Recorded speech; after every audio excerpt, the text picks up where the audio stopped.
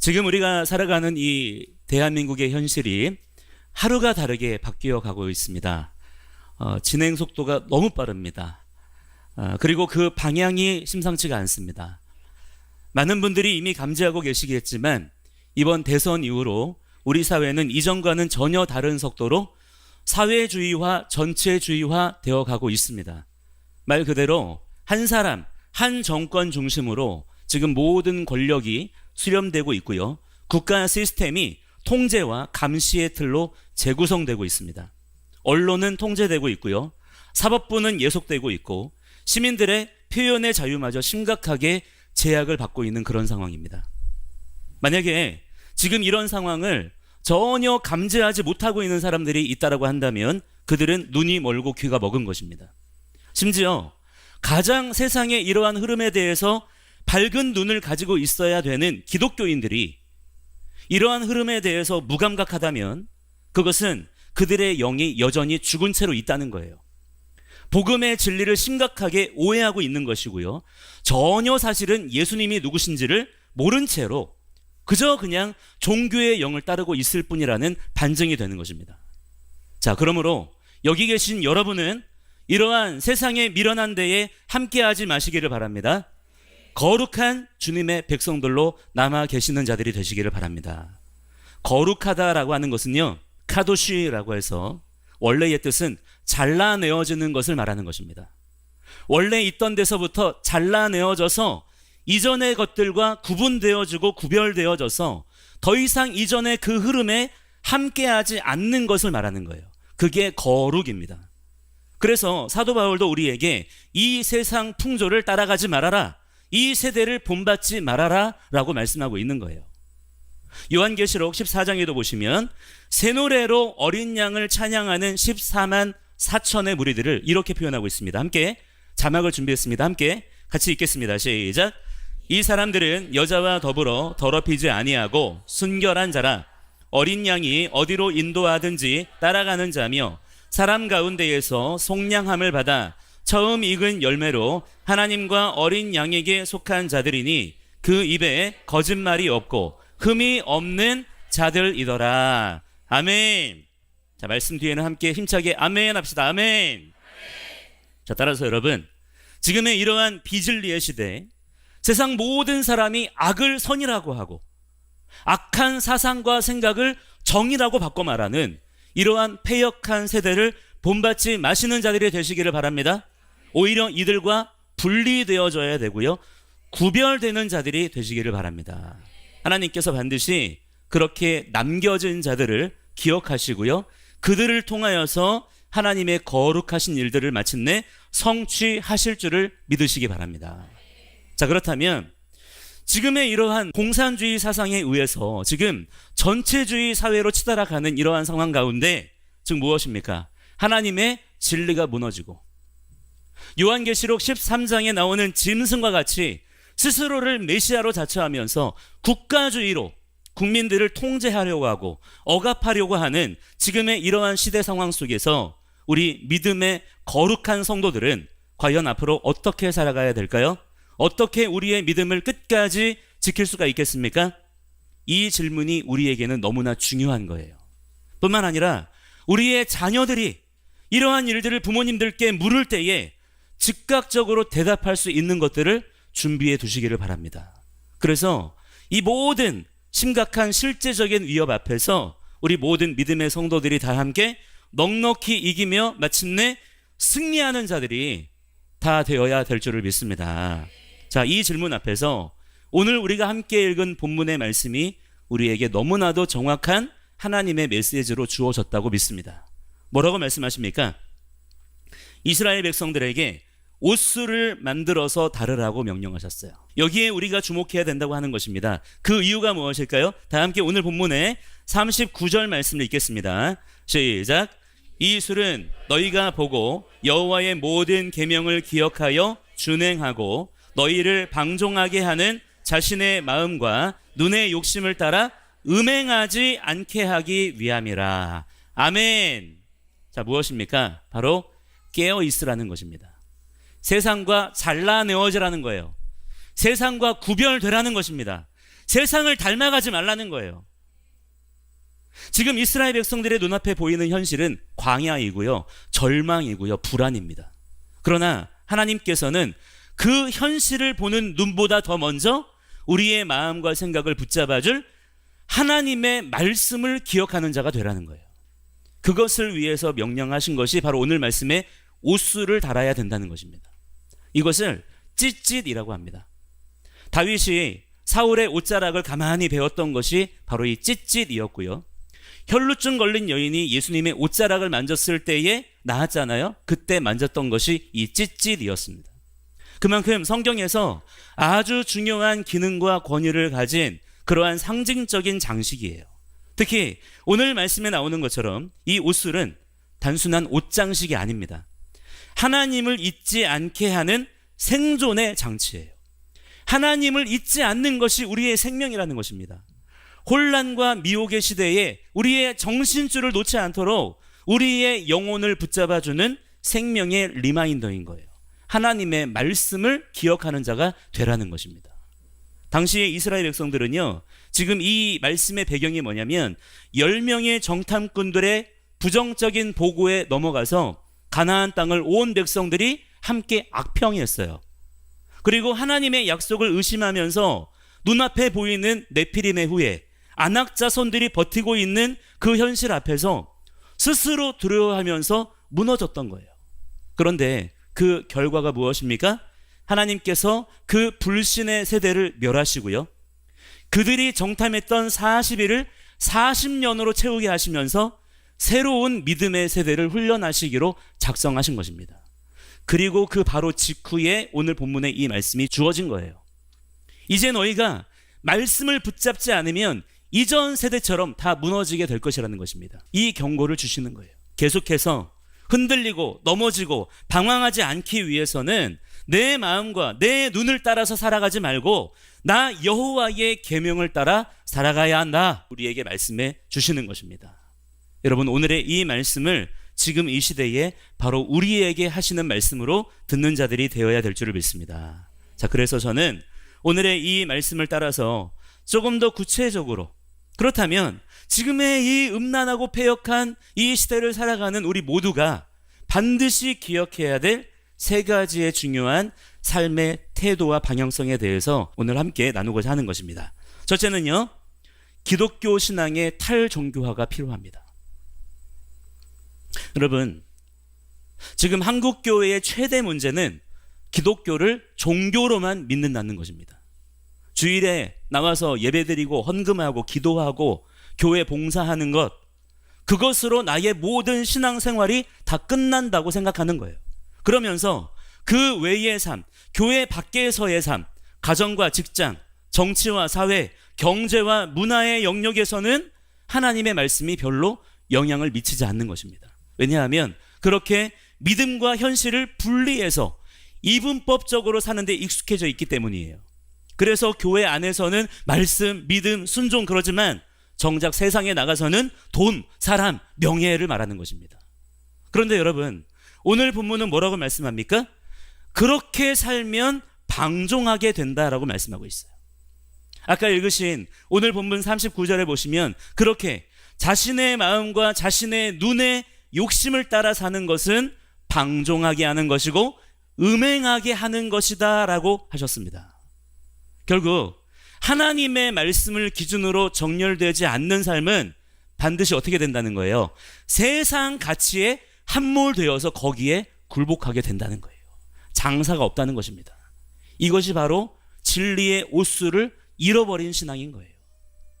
성경은 단 한 번도 신앙과 삶을 분리시켜서 말씀하지 않았어요. 모세가 시내산에서 받은 계명, 그리고 예수님께서 가르쳐 주신 산상수훈의 말씀들은 단지 교회 안에서 예배당 안에서만 잠깐 지키고 마는 것이 아니라 우리의 모든 가정과 학교와 일터와 모든 관계들 속에서 살아내야 되는 하나님 나라 백성들의 삶의 기준과 방식과 우리의 법인 줄을 믿으시기 바랍니다. 그 말씀을 따라 살아가는 우리의 삶이 있어야 된다고 하는 거예요. 그게 예배인 것이고 그게 신앙인 것입니다. 성경 전체가요, 다 그 얘기예요. 성경의 인물들 중에 한번 생각해 보십시오. 그냥 교회 안에서, 성막 안에서 그냥 기도만 하고 영적인 신비만 추구하고 그냥 죽을 날만 기다리고 있는 그랬던 사람이 누가 있습니까? 단 한 사람도 없는 거예요. 모두가 다 어땠습니까? 하나님 말씀대로 자기에게 주어진 현실을 살아가는 거예요. 믿음으로써 자기에게 주어진 현실을 돌파해 나아갔던 이야기가 성경의 믿음의 일들로 기록되어 있는 것입니다. 이것을 우리에게도 읽으라는 거예요. 그리고 그 말씀으로 배워서 우리 또한 그 삶을 살아가라는 것인 줄을 믿으시기 바랍니다.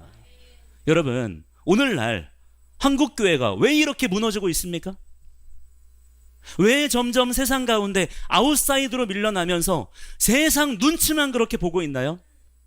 교회 건물 안에서만 아멘하고 투표할 땐 정작 진리를 배반하기 때문인 것입니다. 사회의 정의에 대해서 말할 땐 성경이 아니라 인본주의 이념을 따라가고 말이죠. 국가의 본질과 권위에 대해서는 성경이 아니라 공산주의 역사관에 사로잡혀 있기 때문인 거예요. 따라서 이제는 우리들의 신앙 가운데 탈종교화가 필요합니다. 예수 그리스도의 복음은요, 하나의 종교 시스템이 아닌 거예요. 예수님은 우리에게 기독교라는 종교를 만들어주기 위해 오신 분이 아니십니다. 하나님의 말씀은 진리의 말씀이에요. 하나님의 말씀은 기독교의 종교 교리, 종교 언어, 종교 문화가 아니라 삶의 법인 줄을 믿으시기 바랍니다. 삶의 방식이고요, 우리의 인생의 세계관이고요, 가치 체계인 거예요. 그렇게 우리의 생각이 바뀌어야 된다는 것입니다. 그러므로 하나님의 말씀은요, 우리의 삶의 모든 영역에 적용이 돼야 되는 거예요. 그 말씀을 오늘의 현실에 연결시켜 주는 것이 바로 우리 구원받은 믿음의 성도들에게 주어진 제사장적인 사명인 것입니다.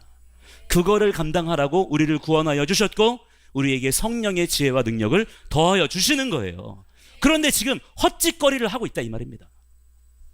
지금은 우리가 기독교를 종교로 믿을 때가 아닌 거예요. 이 생각에서 빨리 도망쳐야 됩니다. 벗어나야 되는 거예요. 그런 식의 옛날 사고방식과 그동안의 모든 옛 부대들을 다 벗어버려야 되는 것입니다. 뜯어 고쳐야 돼요.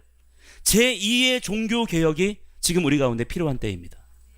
지금 우리의 신앙 패러다임을 지금 이대로 그냥 내버려 두어서는 안 돼요. 하나님께서 지금 시대적으로 너무나 강하게, 너무나 선명하게 경고하고 계시다는 것을 우리가 깨달아야 되는 것입니다.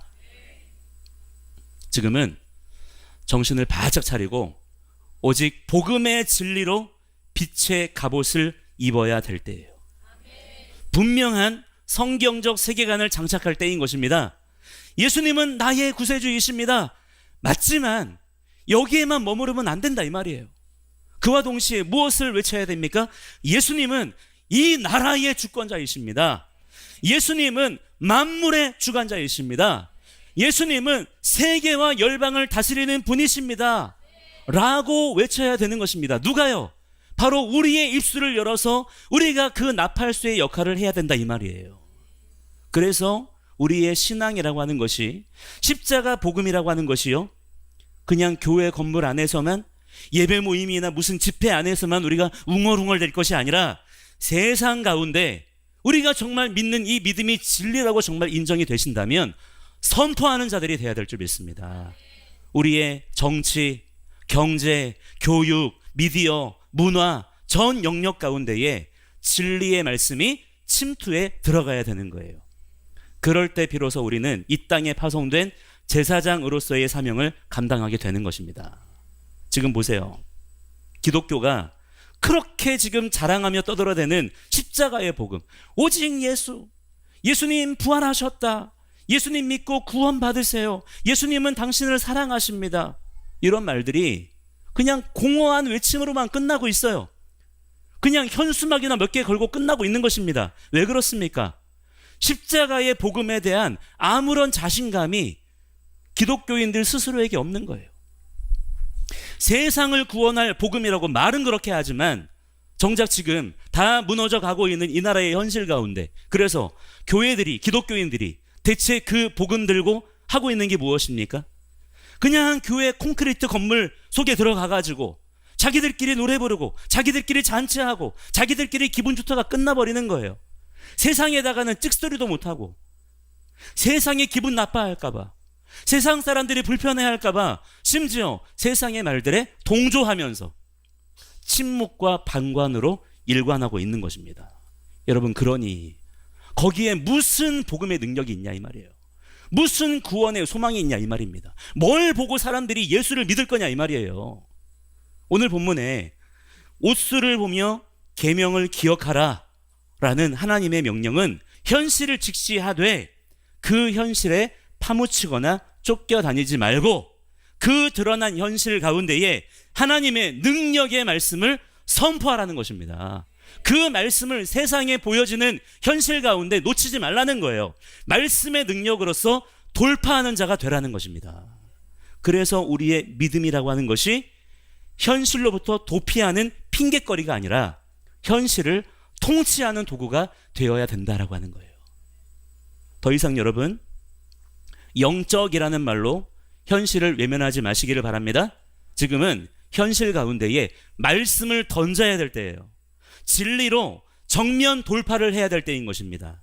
이러한 패러다임이 한국 교회 안에 우리의 신앙 가운데에 회복될 수 있도록 여기 계신 우리 모두가 함께 중보하면서 내가 먼저 주님 앞에 바로 서는 믿음의 사람들이 되시기를 주의 이름으로 간절히 축원합니다.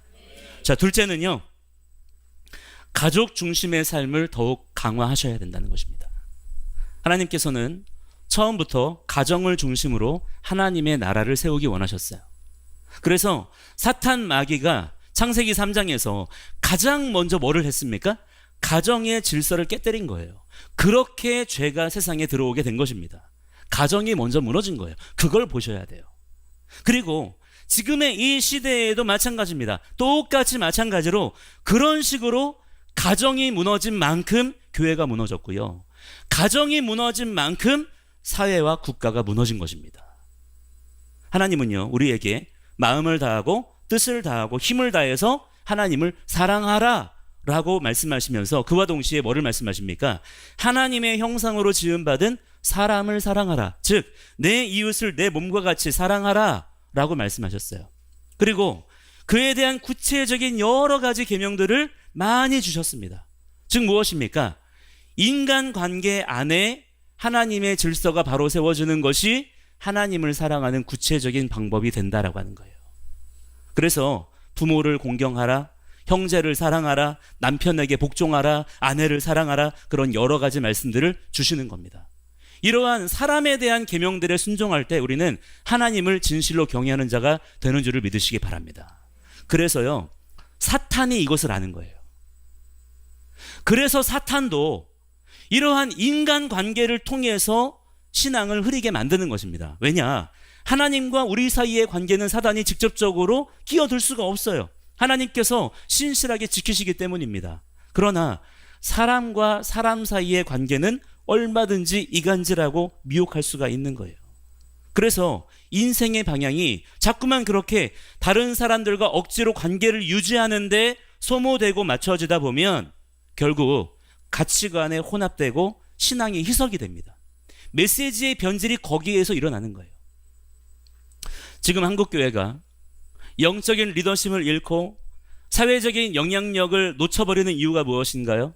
쓸데없고 불필요한 인간관계들을 너무 많이 만들어놨어요. 거기에 삶의 중심을 빼앗기고 있기 때문인 것입니다. 그래서요, 교제하느라 말씀 한 장 볼 시간이 없는 거예요. 셀 모임 하느라 기도할 시간이 없는 것입니다. 교회에서 이런 모임 저런 모임 이 예배 저 예배 다 참석하느라 정작 가족끼리는 주일에 얼굴 한번 제대로 볼 시간이 없는 거예요. 여러분, 그게 정상입니까? 그게 하나님께서 원하시는 교회의 모습이에요? 그게 헌신인가요? 아닌 거예요. 이것은 비정상인 것입니다. 오늘날 많은 교인들이요, 열심히 충성한다고 하다가 영적 번아웃을 겪고 있는 이유 중 하나가 바로 이것입니다. 사방에서 밀려드는 관계의 피로감, 가치 혼합의 스트레스, 그리고 갈등, 서로 그냥 상처받을까봐, 덕이 안 될까봐, 서로 불편해할까봐, 이런 모든 것들이 우리의 예배와 영적 포인트를 혼란하게 하는 거예요. 소진시키는 것입니다. 성경은 관계의 경계를 분명히 하라고 합니다. 믿지 않는 자와 멍에를 함께 매지 말라 그랬어요. 거룩한 것을 개에게 주지 말라 그랬습니다. 지금은요, 넓고 다양한 인맥이 능력이다라고 말하는 세상적인 사고에서 벗어나야 되는 거예요. 그래서 말씀의 기준을 함께 나눌 수 있는 좁은 관계의 기준에 집중해야 될 때인 것입니다. 그래야 지금의 이 광야의 시즌을 돌파해 나갈 수가 있어요. 그 중심이 바로 가족이에요. 하나님은 아브라함에게 너와 내 자손에게 언약을 주겠다라고 말씀하셨습니다. 이스라엘 백성들에게는 부모가 자녀에게 말씀을 가르쳐라 라고 명령하셨어요. 하나님께서 우리를 지으시고 우리에게 가장 먼저 주신 명령이 무엇입니까? 생육하고 번성하고 충만하라는 거예요. 가정을 먼저 세우라는 것입니다.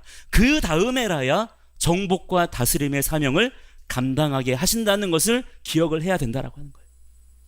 지금 세상에서 일어나고 있는 일들을 보십시오. 굉장히 다양한 여러 가지 일들이 동시다발적으로 일어나는 것 같지만 결국에 하나의 타겟이 설정되어 있다는 것을 발견할 수가 있는 것입니다. 바로 가정이에요. 동성애를 비롯한 모든 음란도요, 결국 무엇입니까? 가정을 깨뜨리는 것이고요. 낙태 합법화도 결국 가정을 깨려는 것입니다.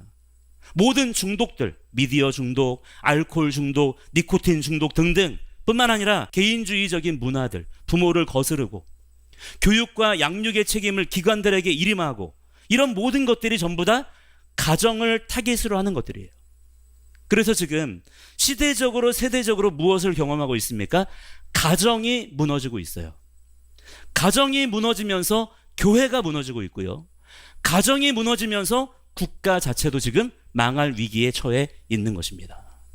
뿐만 아니라 교회의 흐름도 보세요. 교회라고 하는 건물과 조직과 시스템을 유지하고 발전시키기 위해서 가정을 희생하게 합니다. 가정을 포기하게 만드는 거예요. 그걸 믿음 좋은 것이다. 그게 십자가를 지는 것이다. 그렇게 네가 헌신하면 하나님께서 다 알아서 자녀들 책임져 주실 거다. 이런 말들로 미혹하면서 결국에 실제로 일어나는 일들은 무엇입니까? 가정이 무너지고 있다라고 하는 거예요. 믿음의 가정들이 깨지고 있다는 것이죠. 지금 기독교인 가정의 자녀들 가운데 98% 이상이 교회를 떠나고 있습니다. 거의 전멸 수준이에요. 왜 그렇습니까? 교회가 진리의 중심을 놓쳐버렸기 때문이에요. 그러므로 지금은 모든 예배와 삶의 기초를 어디로 옮겨야 돼요? 가정으로 옮겨야 됩니다. 가정을 세우셔야 돼요. 여기에 올인하셔야 됩니다. 여기에다가 지금 여러분의 인생의 승부를 거셔야 돼요. 여기에다가 교회의 모든 선교적인 역량을 총동원해야 됩니다. 그래야 가정이 살아요. 가정이 살아야 교회가 일어나고요. 세상에 진리의 생수가 흘러넘치게 되는 역사가 반드시 일어나게 됩니다. 그게 성경의 원리이기 때문이에요. 주일에 한 번 교회 가는 것으로 끝나는 신앙이 아니라 매일마다 가정에서 부모가 자녀에게 진리를 전수해야 되고요. 신앙의 삶을 가르치면서 온 가정이 함께 연합해서 제사장적 사명을 감당할 수 있도록 우리 신앙의 패러다임을 완전히 뜯어 고쳐야 되는 것입니다. 뿐만 아니라 모든 우리 인생의 중심도 가정으로 더욱 확고하게 세워가야 된다라고 하는 거예요. 여러분, 우리가 자녀에게 지금 목숨 걸고 신앙을 전수하지 않으면요, 국가는, 세상은 이념을 전수할 것입니다. 지금 교육 현장은 이미 상당 부분 그렇게 흘러가고 있어요.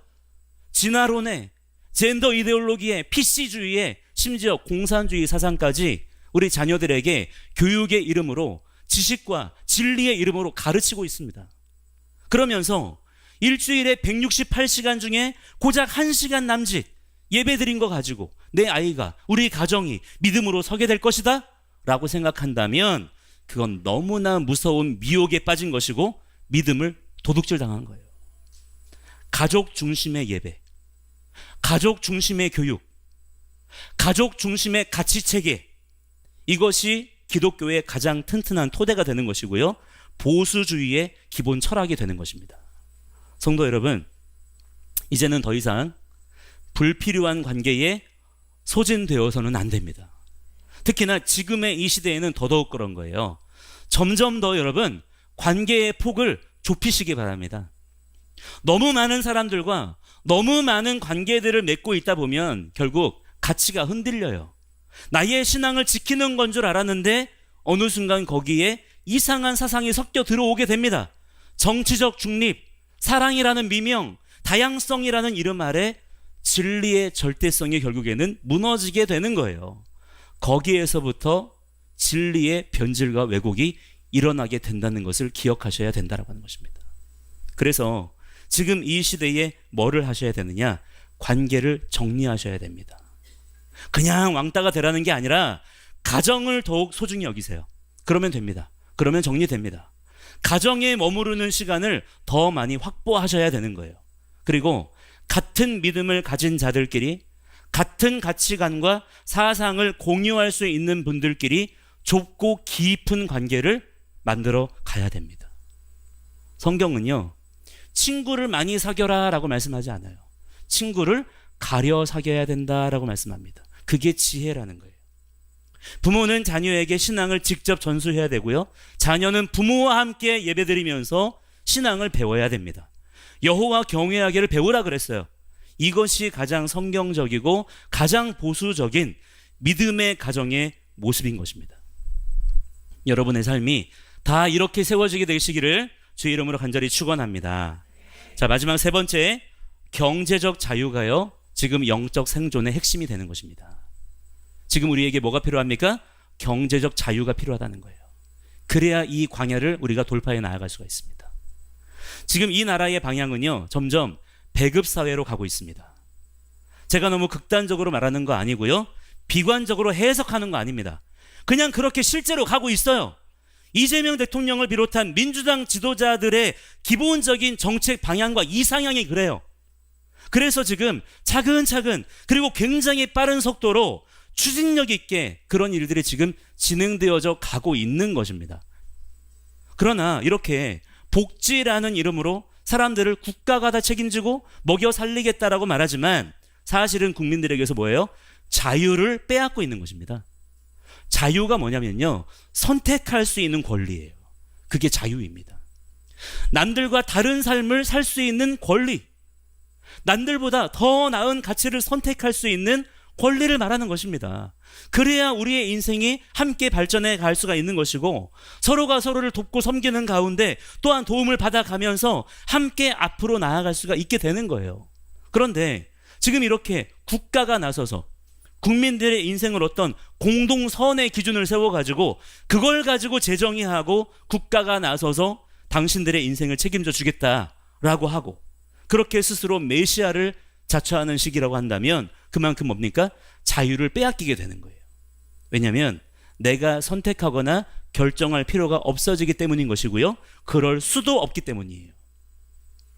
그래서 사람들이 어떻게 됩니까? 그러한 시스템 안에서는 점점 나태해지게 되고요. 의존하게 만들고요. 국가가 주는 것에 길들여지도록 만드는 것입니다. 지금 그 작업을 하고 있는 거예요. 자기들의 정권 유지를 위해서 그렇게 하는 것이죠. 그러면 점점 사람들의 인생이 어떻게 될까요? 가난해지는 것입니다. 그렇게 가난해지면 그때는 사람들이 저항하게 될까요? 아니에요. 베네수엘라나 쿠바 같은 나라를 보십시오. 가난해지면 가난해질수록 더 국가에게 의존하게 됩니다. 국가에게 손을 벌리게 되고 더 의존하게 되고 더 국가를 맹신하게 되는 거예요. 그게 전체주의의 무서운 함정인 것입니다. 그런데 지금 우리나라 국민들이 여기로 다 끌려가고 있는 거예요. 지금 너무나 비참한 지금의 실제 현실인 것입니다. 여러분, 가난이라고 하는 것은 단지 돈이 없는 것이 아닙니다. 돈에 매여 있는 것이 가난인 거예요. 가난하게 되면 자유를 빼앗깁니다. 체주의 종이 된다 그랬어요. 가난의 영에 묶여버리게 되면 결국 만몬이 그 인생의 주인 노릇을 하게 되는 것입니다. 그래서 하나님께서는 게으른 자를 뭐라고 부르세요? 악하다라고 말씀하세요. 그렇게 책망하시는 겁니다. 그리고 부지런히 수고하면서 열심히 일하는 자를 축복하시는 것을 볼 수가 있는 거예요. 가난의 영은 우리의 생각을 계속해서 가난하고 궁핍하게 만들어서 우리의 인생을 가난에 찌들어 살게 해요. 돈에 매이는 인생이 되게 하는 거죠. 가장 흔히 경험하는 가난의 영의 역사는 인색함입니다. 인색함은요, 하늘에 속한 축복의 통로를 가로막는 가장 큰 회방의 역사인 거예요. 우리 함께 고린도후서 9장 7절 말씀을 함께 읽어보도록 하겠습니다. 시작. 각각 그 마음에 정한 대로 할 것이요 인색함으로나 억지로 하지 말지니 하나님은 즐겨 내는 자를 사랑하시느니라. 아멘. 하나님은요, 우리의 자원하는 마음을 받기 원하십니다. 자유의 마음으로 하나님을 선택하는 자가 되기를 원하신다라는 거예요. 돈에 매인 인생이 아니라 하나님의 청지기가 되기를 원하시는 거예요. 그런데 가난의 영이 우리의 삶 가운데 들어와서 주인 노릇하면요, 여러분의 선택의 기준이 돈이 되게 됩니다. 이게 무슨 말이냐? 무슨 일을 하든지 다 돈을 쫓아 살게 만드는 거예요. 이게 가난의 영이 역사하는 방식입니다. 예를 들어서 공부하는 목적도 돈 때문에, 직장을 구하는 목적도 돈 때문에, 결혼하는 것도 돈 때문에, 인간관계도 돈 때문에, 심지어 신앙생활조차도 돈 때문에, 거기다 투표도, 지도자를 뽑는 기준도 돈 준다는 사람한테 하는 거예요. 이런 식으로 모든 게 다 돈을 중심으로 흘러가도록 만들어 버리는 것이 가난의 영인 것입니다. 이게 바로 맘몬이에요. 우리의 삶 가운데 이 맘몬의 영이 나사렛 예수 그리스도 이름으로 내어 쫓김을 당해야 될 줄을 믿습니다. 따라서 지금은 우리 믿는 사람들이 깨어서 경제적 자유를 우리의 삶 가운데 예수의 이름으로 선포해야 되는 거예요. 여러분의 삶 가운데에 예수의 이름으로 경제적 자유를 선포하시기 바랍니다. 돈을 달라고 구하라는 게 아니에요. 돈이 많아서 오히려 가난의 영에 묶이는 사람들도 있어요. 돈 하면서. 경제적 자유라고 하는 것은 돈의 액수에 매달려 있는 것이 아닙니다. 돈에 대한 하나님의 진리가 세워져야 비로소 경제적 자유를 누릴 수가 있게 되는 거예요. 돈의 본질을 이해하셔야 돼요. 돈은요, 자유의 수단이고요, 하나님 나라를 위한 도구인 줄을 믿으시기 바랍니다. 하나님은요, 부를 미워하지 않으세요. 그 부를 어떻게 쓰느냐를 보셨어요. 돈을 사랑하는 것이 일만 악의 뿌리라고 하셨지, 돈 그 자체를 저주하신 게 아닌 것입니다. 돈 자체는요, 가치 중립이에요. 그러므로 돈 자체에다가 여러분이 주권을 부여하시면 안 된다라고 하는 것입니다. 돈에 대한 주권을 하나님께 돌려드리는 여러분의 삶의 중심이 바로 세워져야 될 줄을 믿습니다. 그렇다면 우리가 구체적으로 뭐를 해야 될까요? 먼저는 여러분, 공부하셔야 됩니다. 지혜를 구하셔야 돼요. 우리가 미련함에 처하게 되면 지식 있는 자들에게 우리의 인생을 잡혀버립니다. 세상의 미혹에 내 삶의 중심을 빼앗기지 않도록 진리를 추구하면서 부지런히 지혜와 지식을 구하는 자들이 되시기를 바랍니다. 그래서 감히 누구도 내 삶의 주권을 침해하지 못하도록 방어할 수 있어야 된다라고 하는 거예요. 그리고 부지런히 뭐 해야 되겠습니까? 수고하고 땀 흘리면서 일해야 됩니다. 남이 주는 돈 가지고 먹고 살 생각하지 말고, 국가 세금 뜯어낼 생각하지 말고, 정당한 노동의 수고를 통해서 정직한 소득을 얻고자 노력해야 되는 거예요. 그러한 성실함과 정직함이 만몬의 사고체계를 허물어뜨리는 강력한 진리적 선포가 되는 줄을 믿으시기 바랍니다. 그리고 우리 자녀들에게도 이러한 경제적 자유라는 가치를 진리 안에서 가르쳐야 되는 거예요. 돈에 대해서 우리 자녀들에게 가르쳐야 됩니다. 그래야 체주의 종이 안 되는 거예요. 돈을 버는 법 가르쳐야 되고요, 돈을 쓰는 법 가르쳐야 되고요, 돈을 관리하는 법 가르쳐야 됩니다. 이런 것들을 우리 자녀들이 배워야 우리 자녀들이 장성했을 때에 돈의 노예가 되지 않는 거예요. 진리의 말씀으로 그 돈을 다스릴 수가 있게 되는 것입니다. 만몬을 숭배하지 않게 되는 거예요. 그런데 정작 교회들에서 돈에 대해서 안 가르쳐요. 헌금 내라고만 하지 돈이 뭔지, 돈을 어떻게 다뤄야 되는지를 안 가르치니까 그놈의 돈 때문에 지금 교회가 다 망가지고 있는 것입니다. 우리가 또 우리의 자녀들이 국가에 기대지 않고 당당하게 하나님의 말씀 안에서 경제적 자유를 누리며 살아갈 수 있도록 지금의 우리가 깨어 일어나야 될 줄을 믿습니다. 그래야만 지금의 이러한 전체주의적 사회 통제 시대 속에서도 자유시민으로서 또한 믿음의 성도로서의 삶을 능력 있게 살아갈 수가 있게 된다라고 하는 거예요. 하나님께서 이스라엘 백성들이 광야를 걷는 동안에요, 걸뱅이처럼 살지 않게 하셨어요.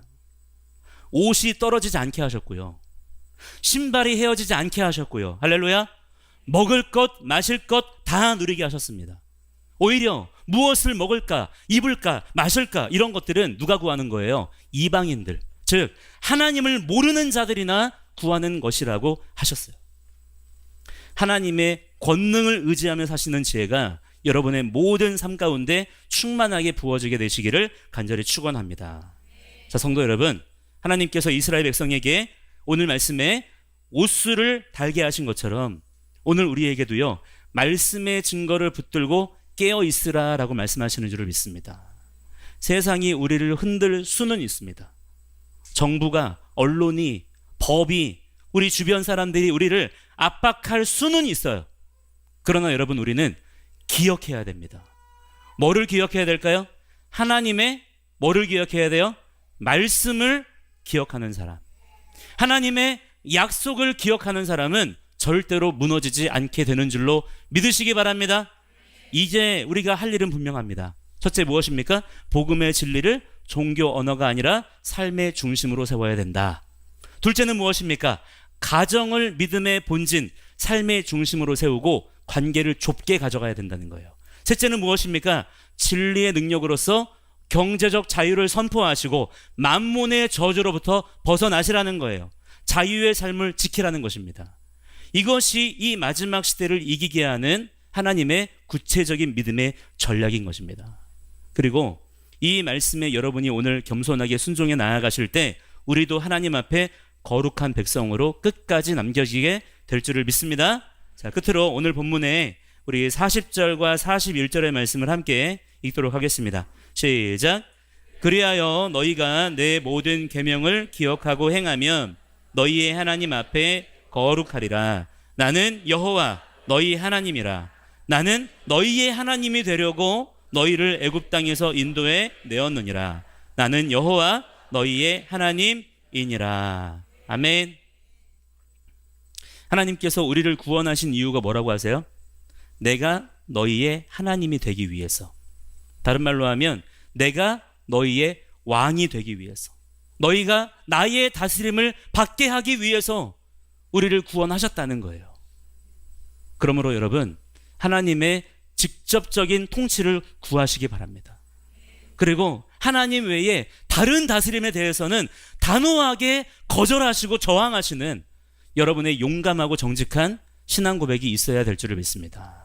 함께 이 시간에 우리 같이 찬양하고 기도하는 시간 갖기를 원하는데요, 우리 먼저 그 나라와 그의 의를 구하라.